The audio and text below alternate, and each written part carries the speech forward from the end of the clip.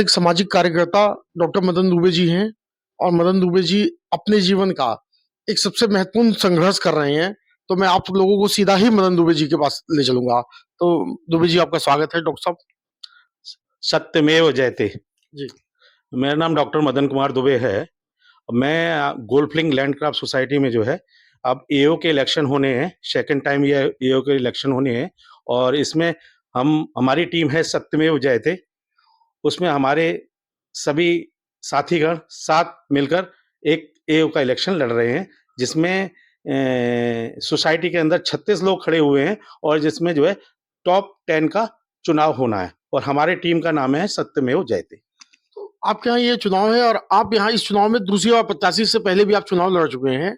मैंने पहले वाले चुनाव में भी आपका कवरेज किया था। आज ये दूसरी चुनाव में मैं आपका इंटरव्यू लेने आया हूँ। तो पहले चुनाव और दूसरे चुनाव में अंतर क्या है?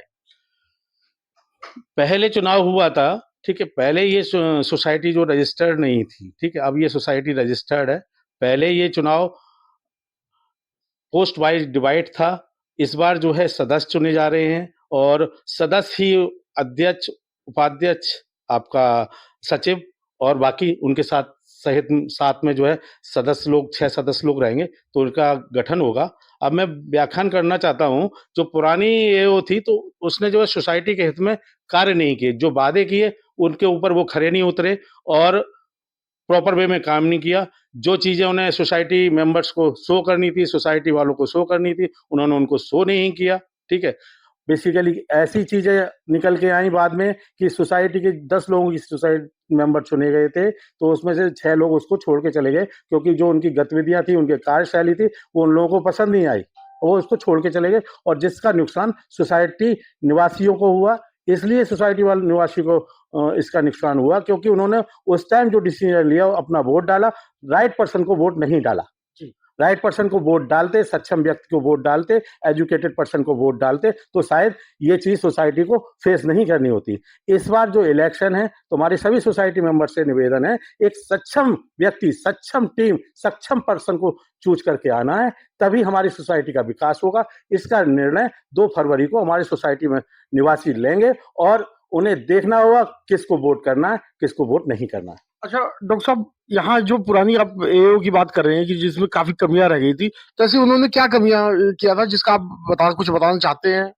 एक्चुअली क्या था, जब वो अध्यक्ष बने तो उन्होंने ये सोचा कि वो शायद अब इस सोसाइटी के मालिक हो गए हैं, ठीक है। जो हमारी फंडिंग आती थी, उस फंड का ना उन्होंने ब्यौरा दिया, जो सोसाइटी मेंबर को चीजें चाहिए होती उसका भी डिटेल अप नहीं किया और सब अपनी मनमानी से कार्य करते रहे। और उन्होंने ये सोचा कि ये जो पैसा है वो उनका पैसा है, सोसाइटी निवासियों का पैसा नहीं है। उस पैसे का मिसयूज किया गया और प्रॉपर वे में उसे सोसाइटी वालों के हित में नहीं लगाया गया। जी।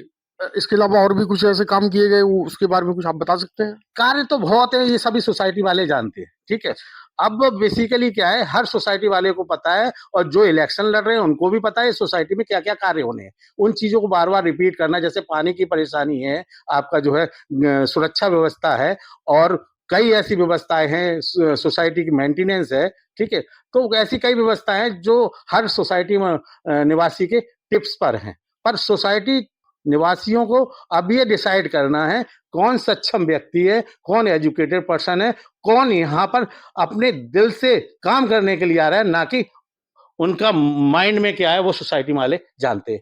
ऐसा भी है, जो पुराने एओ मेंबर्स थे, पुराने लोग थे, वो भी आज इलेक्शन लड़ रहे हैं। अच्छा, वो भी है? हाँ, वो भी दोबारा पार्टिसिपेट कर रहे हैं। आप देखिए तो सोसाइटी वालों को अब जो अपनी वोट करनी है, तो ऐसी वोट करनी है कि अब गलत आदमी नहीं चुना जाना चाहिए। अच्छा, यहाँ काफी और प्रत्याशी है जो ये एओ के खिलाफ उन्होंने भी मोर्चा खोल रखा है, वो भी आरोप लगा रहे हैं।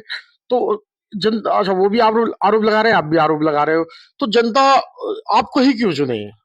आरोप की बात नहीं है यहाँ पे।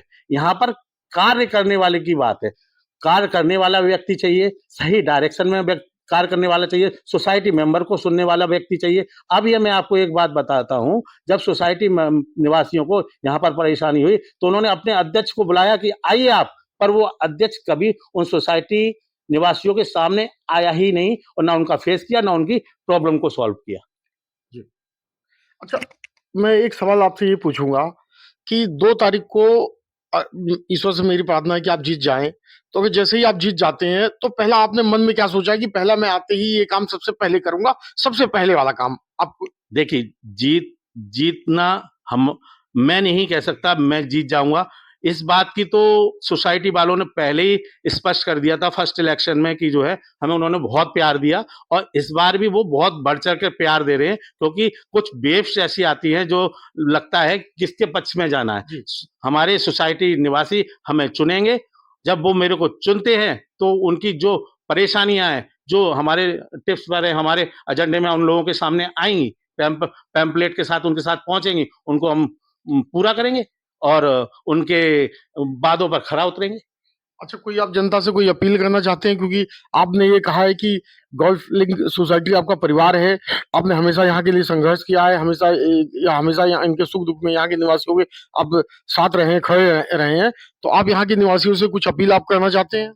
हमारा हमारे सोसाइटी निवासियों से ये अपील है कि ये एक सक्षम, सुदृढ़, सत्यवादी सदस्यों को चुनें, जिससे कि इस सोसाइटी का उत्थान हो, अपने वोट का पूरी तरह राइट वे में सही जगह सदुपयोग करें, कहीं उनका वोट गलत जगह ना चला जाए। उन्हें इस चीज का विशेष ध्यान रखना है।